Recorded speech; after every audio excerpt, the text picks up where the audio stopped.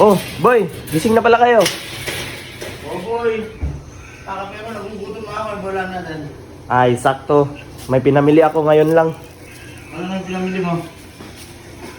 Oh, tingnan mo. Puro gulay ito boy ah. Ay, syempre, ako yung magluluto ngayon, boy. Ano man ang lulutuin mo na, puro gulay lang yan. Syempre, ako na bahala. Ako yung magluluto eh. Siguro doon yung masarap boy yan ah. Ay, syempre. Hindi na ba? Gina. Oh, tara. So, ayun nga mga boy, at ako ngayon magluluto today at hindi nga pwede si boy. At tara, start na tayo. So, ito ngayon mga gulay at i-half cook lang natin to. Pero syempre, unahin muna natin yung mantika.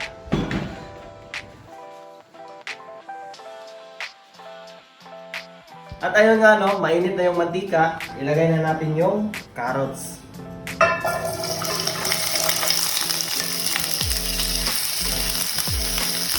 At kapag half cook na ito, balikan ko kayo. At ayun nga no, ako ay nagbabalik at kapag ganito na yung texture, pwede natin yan i-ahon.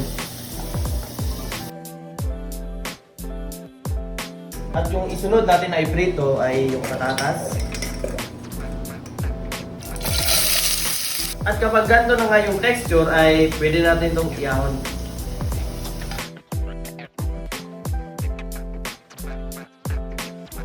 At kapag naprito na nga yung gulay ay in the same pan, maglalagay na nga tayo ng bawang.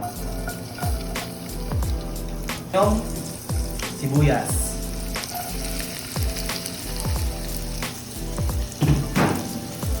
Isunod natin yung kamatis.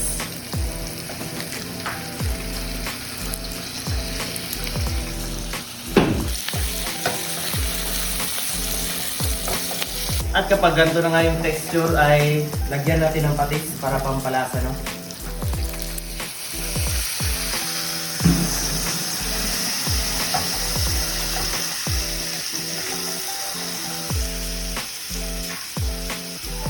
Isunod na nga natin yung tomato paste.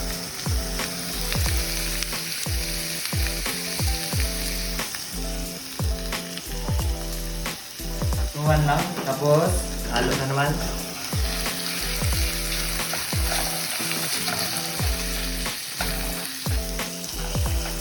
At isunod na natin yung tomato sauce.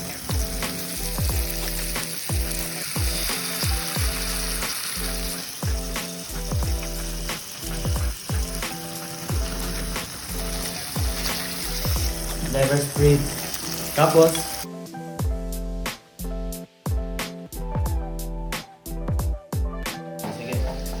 at kapag ganito na nga yung texture ay isasama na natin yung secret recipe natin.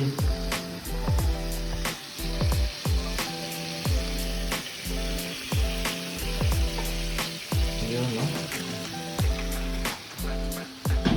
So ayun nga mga boy, ano, at ito na nga yung ating corned beef caldereta.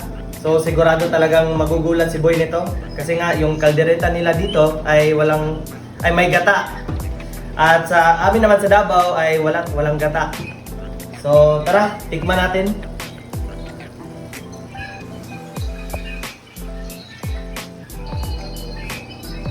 Okay na yung lasa. Pero syempre, lalagyan natin ng asukar para mas lalong sumarap. Yun, no? At halu-haluin na natin. Ito na, yung last. Sama mo na din yung gulay.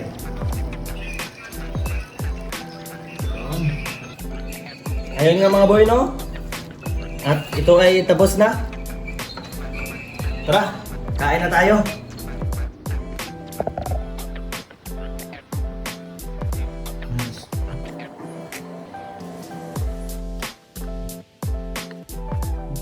Boy, kain na boy!